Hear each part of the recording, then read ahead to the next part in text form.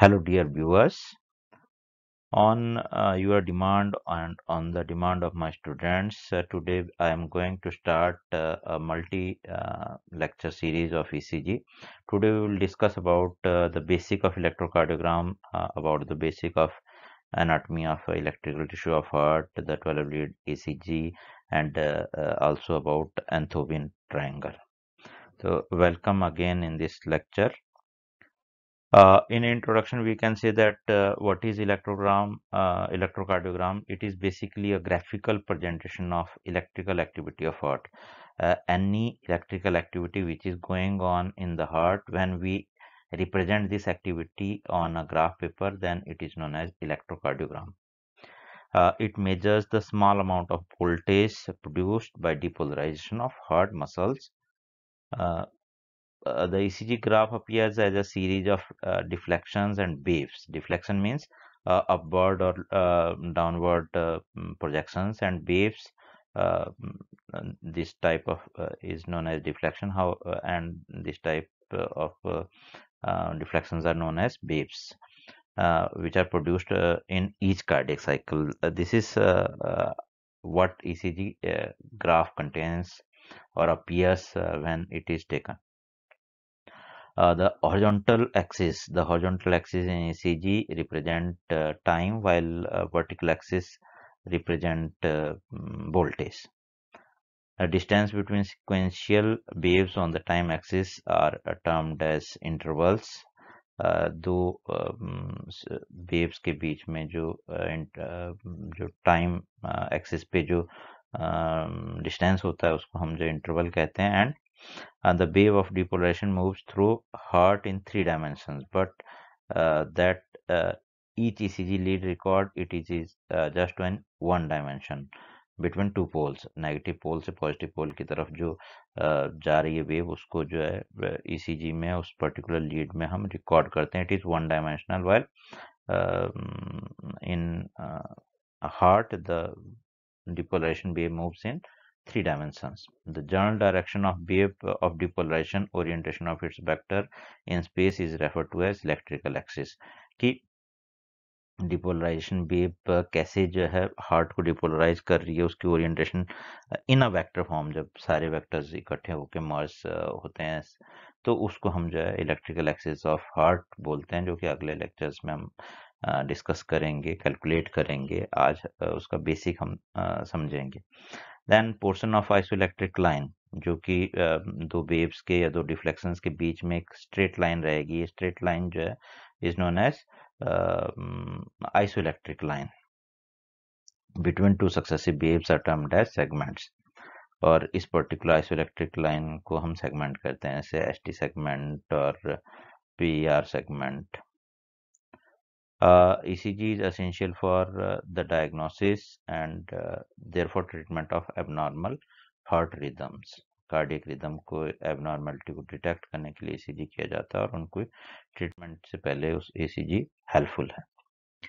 Then अब basic anatomy of heart की बात करें तो हार्ट में 3 बेसिक जो टिश्यू रहते हैं. वन इज फाइब्रस, जिस फाइब्रस टिश्यू को हम एक किस्म से हार्ट का स्केलेटन मान सकते हैं, जो जिसके ऊपर जो है अदर टिश्यूज हैं, जैसे मस्कुलर टिश्यू हैं, और हार्ट के जो वॉल्व्स हैं they are also made by this fibrin tissue, and this fibrin tissue does not have contractility as well as it does not conduct electricity. तो दोनों ही चीजें उसमें नहीं रहती हैं.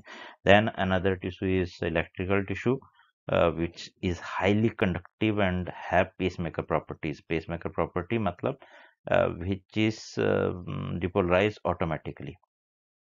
उसको डिपोलराइज करने के लिए कोई वेव नहीं चाहिए, ऑटोमेटिकली डिपोलराइज होता है. तो उसको इलेक्ट्रिकल सेल्स या electrical tissue of the heart कहते हैं, जिसमें जो मेन पार्ट हैं वो क्या है, SA node, sino auricular node है, एबी नोड है, atrioventricular node, bundle of His, उसकी ब्रांचेज है, left and right branches, and Purkinje fibres. तो ये जो कुछ इलेक्ट्रिकल टिश्यू के नाम हैं उनको आगे हम डिस्कस करने वाले हैं. Then third type of tissue is contractile tissue, जो कि पंपिंग एक्शन जो हार्ट का है उसको करता है. क्लिनिकल एनाटॉमी की बात करें तो ऐसे नोड कहाँ रहता है? ऐसे नोड बेसिकली क्रिसेंट शेप्ड होता है, हाफ मून शेप्ड होता है, and it is a cluster of myocyte of few square millimetre in size.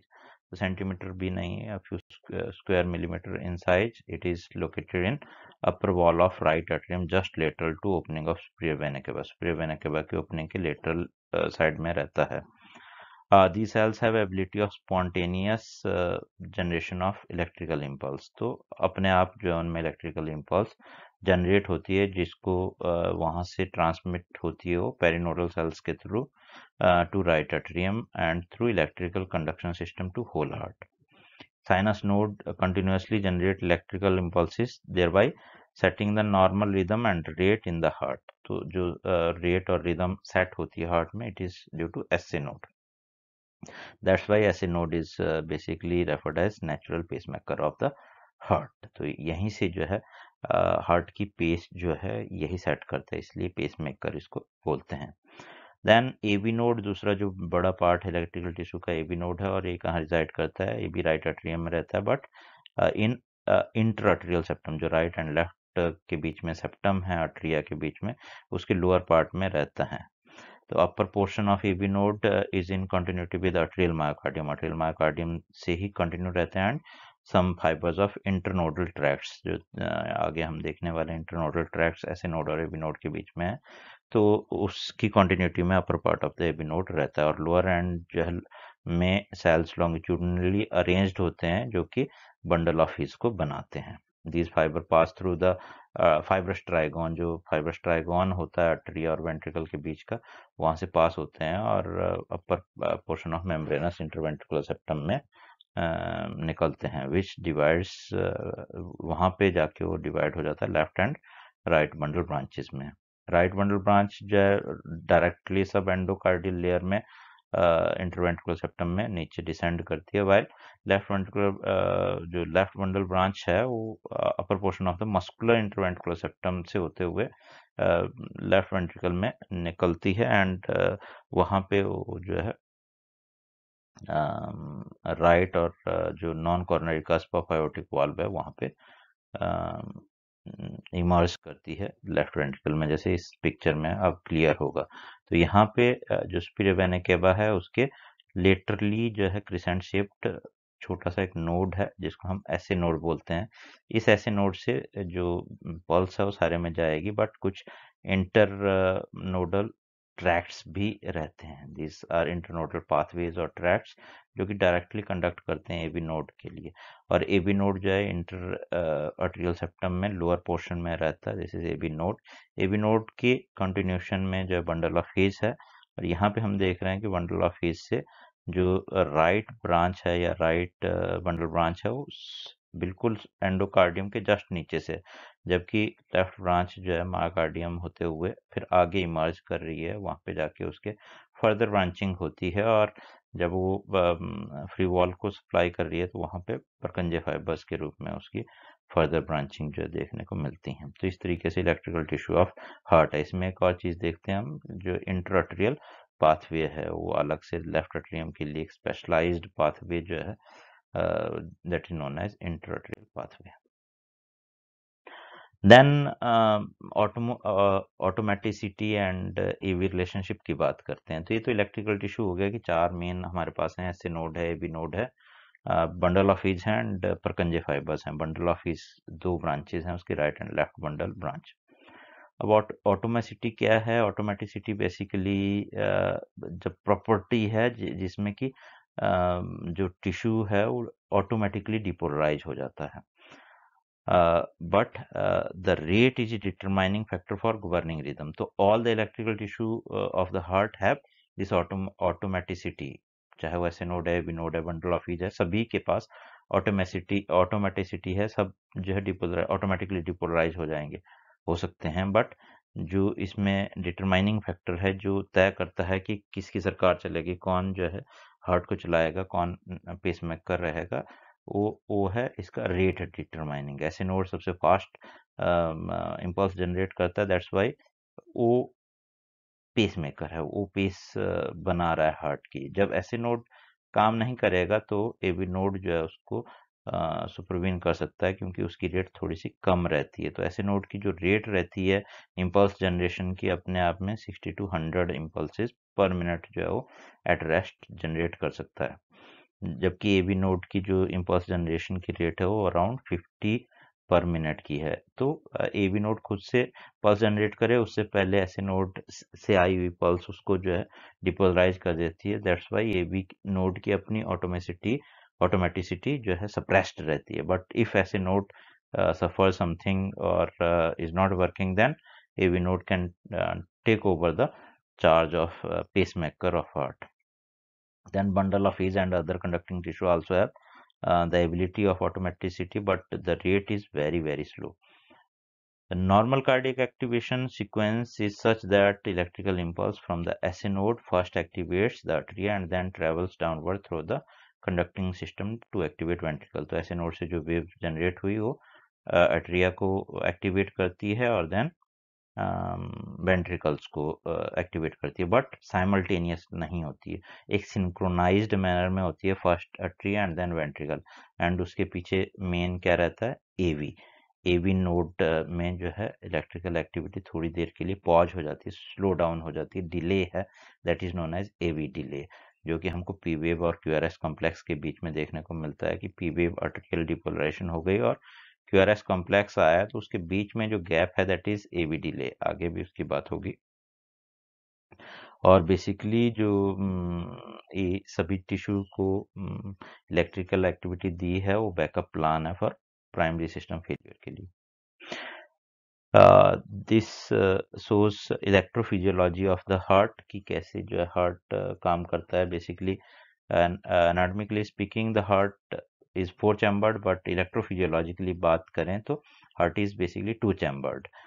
The dual chamber concept where there is biatrial chamber कि अट्रिया एक चैम्बर है और वेंट्रिकल एक chamber है, क्योंकि अट्रिया एक साथ एक्टिवेट होते हैं, डिपोलराइज होते हैं, और वैसे ही एक साथ वेंट्रिकल डिपोलराइज होते हैं synchronously. Therefore, on ECG, atria activation is represented by a single wave, that is P wave, and the ventricular activation is also represented by single wave, that is QRS complex. Waves of excitation is synchronized so that the atria and ventricle contract and relax in a rhythmic sequence, कि जो है rhythmic हो, एक के बाद दूसरा contract करे simultaneously, जो है contraction of Atria and ventricle ना हो। इसलिए जो है वो स्पेसिफिकली क्या किया गया है कि इलेक्ट्रिकल डिस्चार्जेस जो अट्रिया में ऐसे नोड से आते हैं वो पूरे अट्रिया में जाते हैं, and then depolarisation wave spread through atrial muscle fibres and there is delay in AV node. This is very important कि डिले इन एबी नोड, ताकि वेंट्रिकल्स तुरंत, जब आर्टरिया पूरी तरह से डिपोलराइज नहीं हुए या आर्टरिया कॉन्ट्रैक्शन में और वेंट्रिकल डिपोलराइज होकर कॉन्ट्रैक्शन में जाएंगे, तो there will be no synchronised atrio ventricular contractions. तो इकट्ठे होने लगेगी, साइमल्टेनियस हो जाएंगी, and it will not create जो स्ट्रोक वॉल्यूम होना चाहिए वो सही से नहीं बनेगा। इसलिए नेचुरली नेचर ने क्या किया है कि एबी नोड में एक कैपेबिलिटी बनाई है कि वहां पे electrical activity for is delayed for some time, so that atria get depolarized quickly throughout atria get have that contraction systole. After that ventricle go into systole. The electrical discharge travel rapidly down specifically conductive tissue. बहुत बड़ा area है, that's Y जो electrical fibres हैं या wires समझ लीजिए, bundle of his और उसकी ब्रांचिंग है, देन परकंजे फाइबर्स हैं, they are more intensive electrical network in ventricles than atria, क्योंकि वेंट्रिकल मस्कुलर मास भी बड़ा है और एरिया भी बड़ा है, इसलिए एक साथ सिंक्रोनाइज्ड वेंट्रिकल कॉन्ट्रैक्शन हो उसके लिए जो है सारी चीजें बनाई। तो दिस इज इलेक्ट्रिकल टिश्यू। इसकी फिर से बात की है यहाँ पे कि यहाँ पे जो है जनरेट हो रहा है, यहाँ पे हमारे पास जनरेट हो रही है इलेक्ट्रिकल एक्टिविटी, और वो ट्रेवल कर रही है इंटरनोडल जो पाथवेज हैं एवी नोड की तरफ। एवी नोड पे यहाँ पे स्टे होगा, थोड़ी देर डिले होगी, and then it will be conducted through bundle of His and right and left bundle branches throughout to ventricles. Depolarisation होता कैसे है? डिपोलराइजेशन के पीछे मैकेनिज्म्स क्या हैं, तो बहुत ज़्यादा डिटेल में नहीं जाएंगे। इस सबको पता ही है कि मेम्ब्रेन, जो मायोसाइट की मेम्ब्रेन है, it bears negative charge on inner side at resting phase. जब स्टिमुलेट होते हैं तो there will be influx of calcium, और अंदर की साइड जो है पॉजिटिव हो जाएगा, जिससे कि एक्टिन और मायोसिन जो फिलामेंट्स हैं दे गेट कपल्ड, आपस में जुड़ जाएंगे, and there will be spread of electrical impulse as well as contraction of the cardiac muscle. और इसी दौरान जो है इफ्लक्स ऑफ पोटासियम जब हो जाएगा, will result in uncoupling of actin and myosin filament, और साथ में जो है रिपोलराइजेशन करेगा कि जो पुराना जो रेस्टिंग स्टेज का चार्ज है अंदर की तरफ नेगेटिव है, वो रिस्टोर हो जाएगा। Arterial depolarization is followed by arterial repolarization. तो डिपोलराइजेशन के बाद रिपोलराइजेशन होता है। Arterial depolarization represented by P wave, while repolarization कब होगा? जब वेंट्रिकुलर डिपोलराइजेशन होगा। तो जो रिपोलराइजेशन की वेव है आर्टेरिया की, it is embedded inside QRS complex, इसलिए वो हमको अलग से आर्टेरियल रिपोलराइजेशन की वेव देखने को नहीं मिलती है, जबकि वेंट्रिकुलर रिपोलराइजेशन की वेव हमको टी वेव के रूप में देखने को मिल जाती है। तो depolarization and repolarization are electrical events, while systole and diastole constitute mechanical this events. कि जब डिपोलराइजेशन होती है तो सिस्टोल में हट जा रहा है, और जब डिपोलराइजेशन है तब हट डायस्टोल में है। तो एक इलेक्ट्रिकल टर्म है, और एक इलेक्ट्रिकल इवेंट को शो कर रही है, और दूसरा मैकेनिकल इवेंट को शो कर रही है। देन अब बात आती है ईसीजी की, कि इलेक्ट्रोकार्डियोग्राफिक लीड्स क्या हैं। बेसिकली दो इलेक्ट्रोड्स के बीच में जो हम जो पोटेंशियल डिफरेंस है उसको मेजर करते हैं, and this makes electrocardiographic leads. तो a pair of electrodes that consist, lead किसको बोलेंगे? A pair of electrodes that consist of positive as well as negative electrode is known as electrographic lead. Properly a lead is an electrical picture of heart. Basically जो है उस lead को हम electrical picture of heart बोलते हैं, और there are so many pictures या so many Leeds. तो अलग अलग एंगल से, अलग अलग पोस्चर से, जैसे हम पिक्चर ले रहे हैं, फोटो ले रहे हैं, कि हम फ्रंट से, side on, left side, right side, हर एक एंगल से हम पिक्चर्स ले रहे हैं, वैसे इलेक्ट्रिकल पिक्चर है हार्ट की, वो lead. Electrical signal from heart is detected at surface. जो बॉडी के सरफेस पे हम जो जहाँ पे लीड लगा रहे हैं वहाँ पे डिटेक्ट हो रहा है, एंड बाय दीज इलेक्ट्रोड्स और ये electrodes are joint to ECG recorder by wires. तो उनको तारों के साथ जो हम इलेक्ट्रिकल जो मशीन है, ईसीजी मशीन है, उसके साथ जोड़ दिया है। Each lead is oriented to record electrical forces as viewed from one aspect of the heart। कि एक तरफ से जिस एंगल से वो देख रहा है उस वहाँ पे जो है उसको रिकॉर्ड करने के लिए वो लीड है। Then angle of electrical activity recorded changes with each lead। कि एंगल जो है लीड का चेंज होता रहेगा, कि फर्स्ट लीड अलग एंगल से देख रही है, सेकंड लीड अलग एंगल से देख रही है। जब हम इस सारी लीड्स को इकट्ठा करेंगे तो हम एक मल्टीपल एंगल से हम हार्ट को व्यू कर रहे हैं, तो एक जनरलाइज्ड पिक्चर हम उसके बेस पे बना सकते हैं। ECG recorder thus compares the electrical activity detected in different electrodes, and electrical pictures so obtain is called lead। Basically जो है आगे हम और इसको अच्छे डिटेल में समझ पाएंगे कि ईसीजी में 12 लीड्स, जो स्टैंडर्ड ईसीजी है वो उसमें 12 लीड्स होती हैं। ये 12 leads are made up of 12 characteristic views. अलग अलग जगह से, अलग अलग एंगल से हम हार्ट को देख रहे हैं, 12 एंगल से देख रहे हैं, और 12 व्यूज ऑफ हार्ट जो है इन 12 लीड ईसीजी में होते हैं। Grouped in frontal and horizontal planes. कुछ फ्रंटल जिसको बोलेंगे फ्रंटल और हॉरिजॉन्टल प्लेन, हार्ट के हॉरिजॉन्टल प्लेन में जो है ग्रुप्ड होती हैं, which allow us to reconstruct electrical events in 3 dimension. तो इनको हम अलग अलग प्लेन्स, अलग अलग एंगल पे लगा के हम एक 3 डायमेंशनल पिक्चर हार्ट की बना सकते हैं, इलेक्ट्रिकल इमेज उसकी।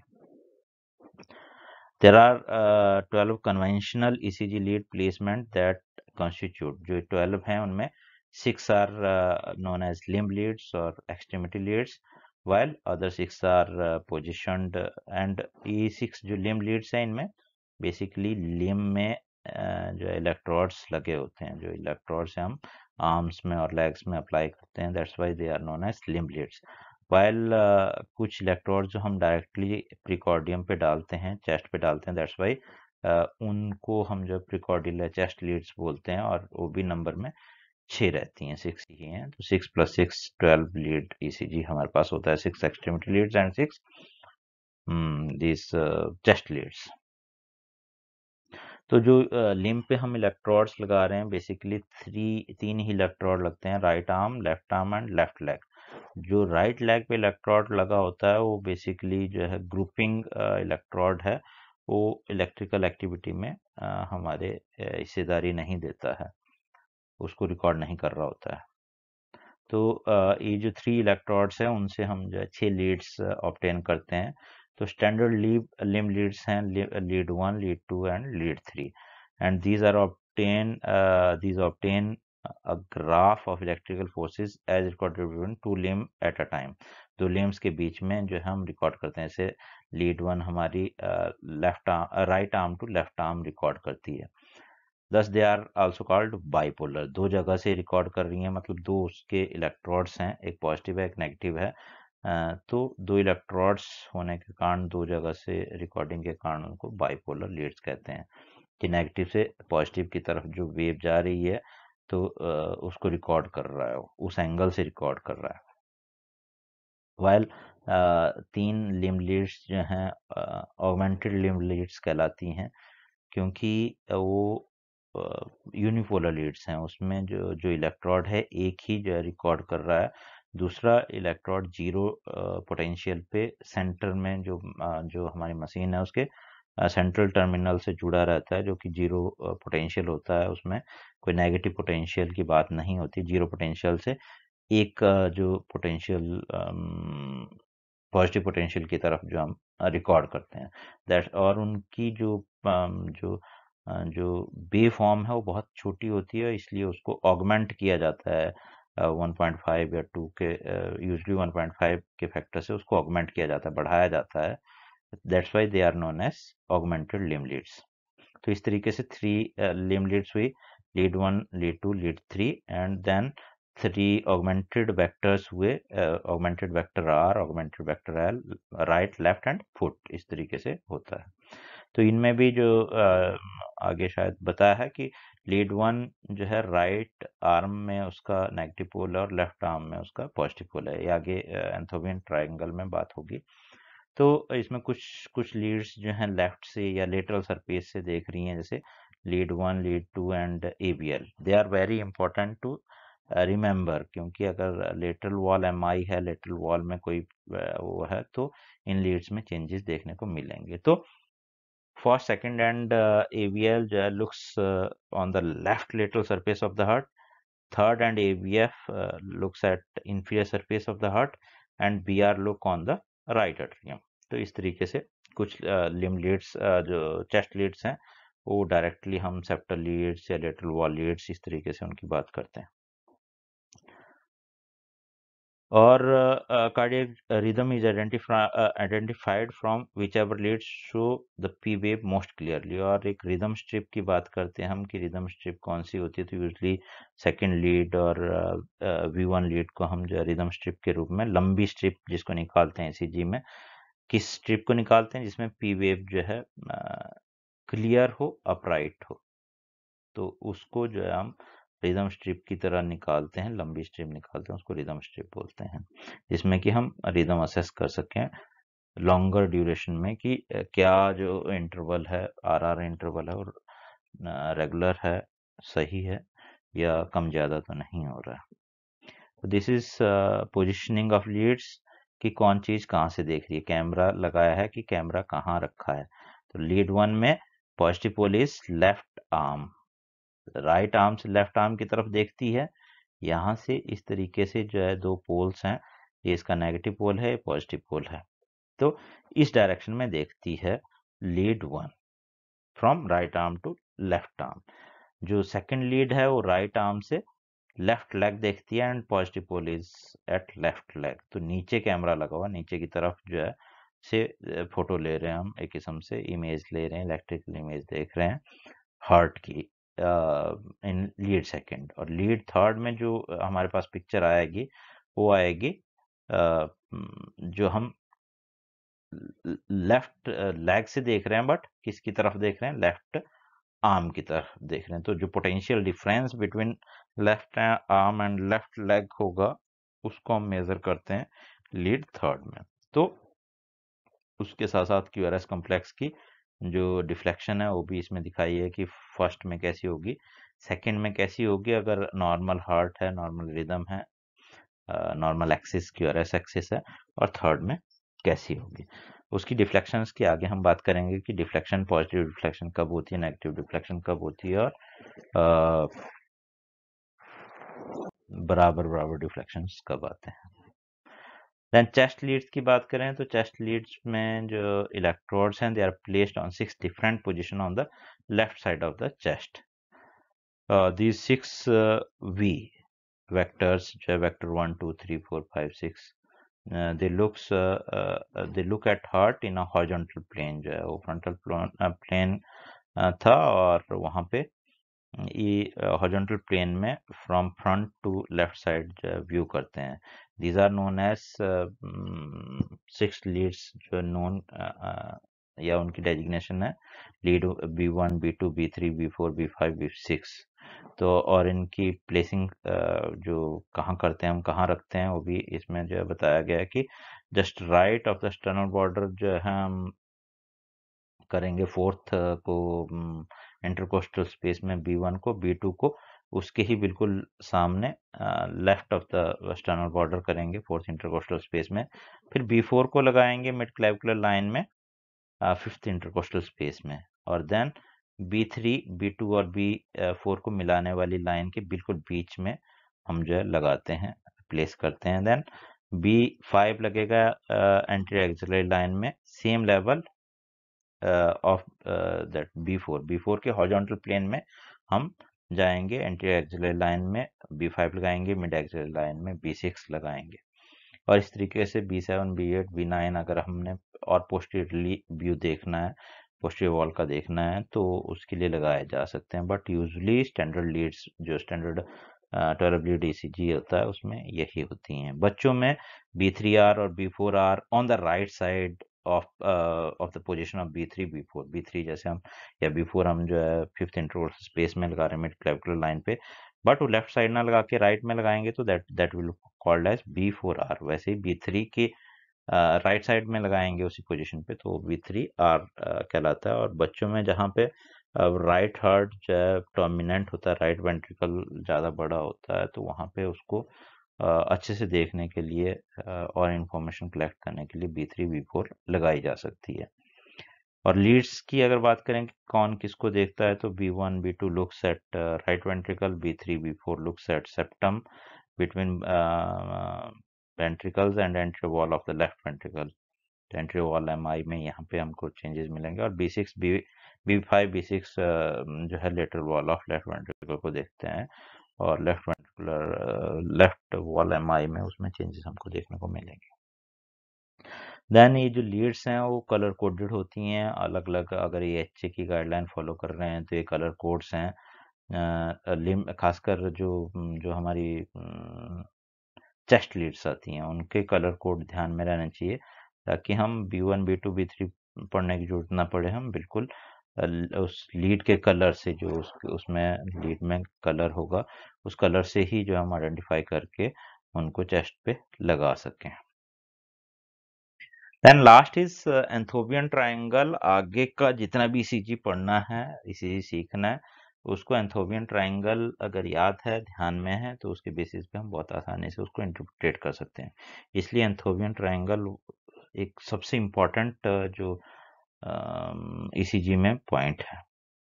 तो बेसिकली है क्या, जब हम बात करते हैं इन लिम्ब लीड्स की, जो हमने standard lead first second third की बात करी थी, 3 स्टैंडर्ड लिम्ब लीड्स की बात करी थी, अगर हम देखें उनको तो they make a equilateral triangle कि जो आपकी फर्स्ट लीड हो राइट आर्म से लेफ्ट आर्म पे जा रही है लीड 1।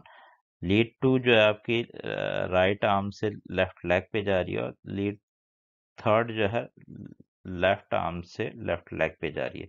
तो एक इक्विलेटरल, ये इक्विलेटरल बने नहीं बट इक्विलेटरल ट्राइंगल जिसके सेंटर में हार्ट है, इस तरीके से जो है हमारे पास एक ट्राइंगल बनती है जब हम इन लीड्स को ज्वाइन करते हैं, और इस ट्राइंगल को हम बोलते हैं एंथोवन ट्राइंगल।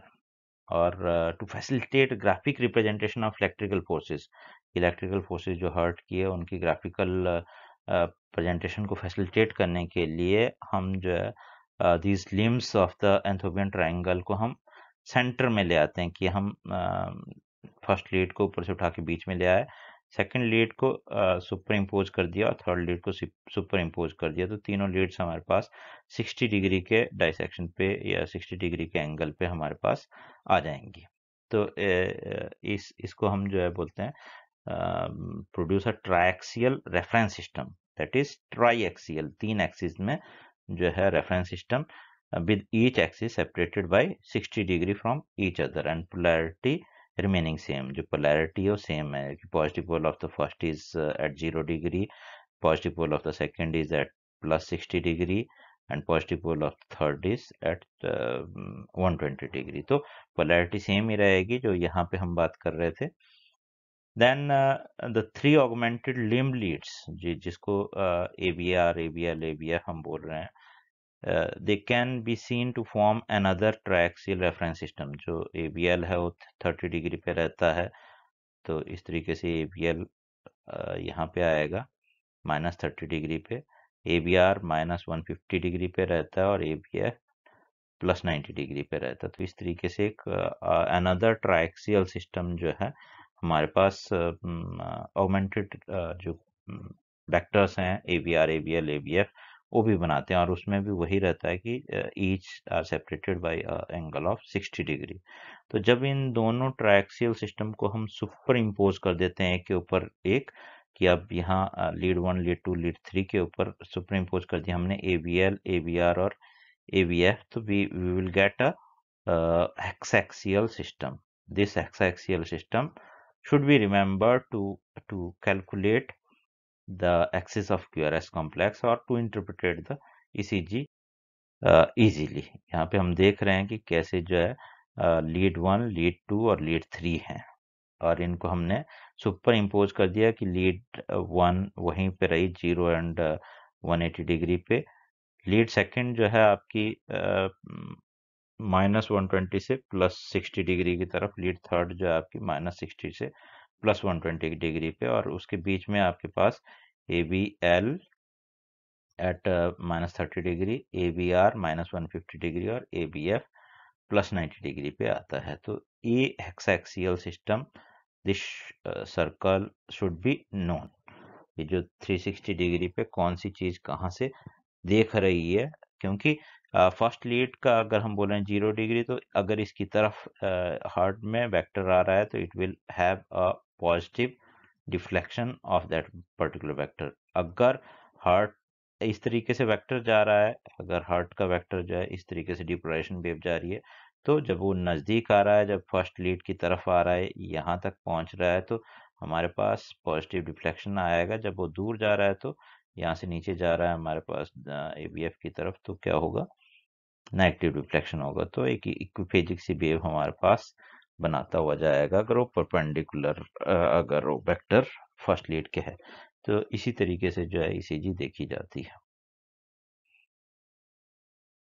ये जो हेक्साक्सियल सिस्टम है उसको हम जो लर्न करना होगा, और उसके जो पोल्स हैं उनको याद रखना पड़ेगा कि फर्स्ट का पॉजिटिव पोल 0 डिग्री, सेकंड का पॉजिटिव पोल +60 डिग्री, थर्ड का पॉजिटिव पोल +120 डिग्री, ABL का -30 डिग्री, ABR का -150 डिग्री और ABF का +90 डिग्री। अब इसमें ध्यान रहे कि जो नीचे वाले एंगल्स हैं, क्योंकि वेक्टर नीचे की तरफ जाता है तो उन सबको हम पॉजिटिव कंसीडर करते हैं, तो पॉजिटिव आएगा 0 to 180 डिग्री ऐसे, और नेगेटिव आएगा 0 to 180 डिग्री ऐसे। तो 0 +30 +60 +90 इस तरीके से जो हम आगे को बढ़ रहे हैं। और अगर हम इन लीड्स को प्लस कर लें तीनों को, तो जो है हमारा एंथोवियन जो रूल है, फर्स्ट सेकंड थर्ड की हम जो डिफ्लेक्शंस हैं उनको मर्ज कर देंगे तो 0 हमारे पास आएगा, और first plus third is equal to second. जो हम करते हैं इसमें बेसिकली ईसीजी जो है स्केलर ईसीजी है, स्केलर कार्डियोग्राफी है, उसमें वेक्टर कार्डियोग्राफी नहीं है। इसको हम जो है ओवरलुक कर देते हैं फिलहाल के लिए, बहुत बड़ा हो गया लेक्चर। देन लास्ट में ईसीजी ग्रिड क्या है या ईसीजी पेपर कैसे काम करता है। तो बेसिकली जो इलेक्ट्रोग्राफी है इट इज मेड, या इलेक्ट्रोग्राफ जो है, जो ईसीजी पेपर है इट इज थर्मोसेंसिटिव पेपर, और जब उस पे जो स्टाइलस चलता है, heated stylus of ECG machine चलता है, तो उस मूवमेंट से जो है ईसीजी पे रिफ्लेक्शंस रिकॉर्ड होती जाती हैं। ECG paper is available as a roll of 20 to 30 meter, which when loaded into ECG machine moves at a predetermined speed। तो ECG मशीन की हम स्पीड डिटरमाइन कर सकते हैं। यूजुअली जो स्टैंडर्ड स्पीड रहती है ECG पेपर की, वो 25 mm ECG मशीन से निकलता है पर सेकंड। उसके हिसाब से हम आगे हार्ट रेट कैलकुलेट करते हैं, या वेरियस इंटरवल्स की कैलकुलेशन होती है। तो 1 सेकंड में हमारे पास 25 mm जो है ECG पेपर ट्रेवल करेगा ECG मशीन से। ECG paper is marked like a graph. Graph paper सबने देखा होता है, तो ग्राफ की तरह होता है, consisting of horizontal and vertical lines. तो कुछ हॉरिजॉन्टल लाइंस रहेंगी, कुछ वर्टिकल लाइंस जो है इस तरीके से हमारे पास ECG पेपर में रहती हैं। तो there are fine lines marked 1 mm apart. कुछ फाइन लाइंस है, छोटी छोटी लाइंस हैं, बारीक लाइंस हैं, वो 1-1 mm अपार्ट हैं, 1-1 mm दूर हैं। और then there are some bold lines, मोटी लाइंस हैं, जो कि 5 फाइन लाइंस के बाद है, एवरी 5th लाइन है, तो 5 mm अपार्ट्स हैं। तो अगर हम टाइम की बात करें तो 25 mm मतलब लगभग 5 बड़े स्क्वायर जो है 1 सेकंड में वो ट्रेवल करता है ECG paper. Then time is measured along horizontal axis. ये हम बार बार बात कर रहे हैं कि इस एक्सिस में चलेंगे तो टाइम मेजर होता है, एंड वर्टिकल एक्सिस में देखेंगे कि डिफ्लेक्शन कितनी बड़ी है, ऊंची कितनी है, तो वो वोल्टेज मेजर करता है। और 1 मिली वोल्ट जो है एक 10 mm जो है 1 मिली वोल्ट को इंडिकेट करता है। The distance between two thick lines being 0.2 second. 0.2 second मतलब 25 में 1 सेकेंड में 5 बड़े स्क्वायर ट्रेवल करता है, तो एक बड़े स्क्वायर को ट्रेवल करने के लिए उसको 0.2 सेकेंड लगेंगे। Distance between two thin lines जो है वो है 40 मिली सेकेंड्स, मतलब 0.04 सेकेंड में जो है वो एक स्मॉल स्क्वायर को ट्रेवल करता है। ECG can be recorded as single channel और मल्टीपल चैनल की सिंगल एक लीड को हम जो है रिकॉर्ड कर सकते हैं, या फिर इकट्ठे सारी लीड्स को एक ही साथ रिकॉर्ड किया जा सकता है, दैट इज सिंगल चैनल और multiple channel. Then paper speed can be increased to 50 mm per second for more accurate assessment. जितनी हम स्पीड बढ़ाएंगे उतनी जो इंटरवल्स की या डिटेक्शन ऑफ अट्रियल फिब्रिलेशन की जो स्पेसिफिसिटी है वो बढ़ जाएगी। Then ECG machine is generally calibrated in such a way that 1 millivolt produces, ये हमने बात कर ली कि 10 mm produces 1 millivolt। लास्ट में ECG में क्या क्या चीजें ध्यान में रखनी है जब ECG हम कर रहे हैं। तो ECG machine should be well earth, नहीं तो शॉक लग सकता है, इलेक्ट्रिकल शॉक पेशेंट को लग सकता है। Rub with good quality conducting gel before applying electrodes. Electrode जब हम अप्लाई करते हैं तो जेल लगाते हैं, जेल सही से नहीं लगा है तो कंडक्शन नहीं होगा। इलेक्ट्रोड सही जगह पे, जहाँ पे जो चीज़ लगानी है वहीं पे लगाएं।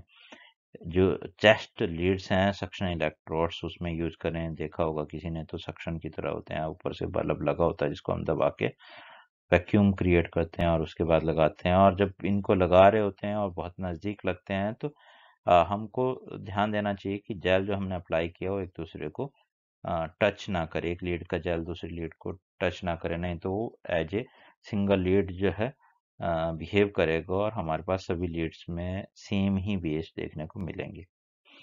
देन अगर हमारे पास बहुत सारा, कई बार होता है कि ईसीजी पेपर पे इस तरीके से मल्टीपल डिफ्लेक्शंस छोटी छोटी आ रही है, that is known as electrical interface. की इलेक्ट्रिकल इंटरफेस के कारण जो है ऐसे लगता है कि ईसीजी कांप रही है। देन हिकअप्स में कॉज शार्प डिफ्लेक्शंस, अगर हिचकी आ रही है बीच में तो उन चीज़ों को हमको मार्क करना है कि ये जो डिफ्लेक्शन है that is due to hiccup.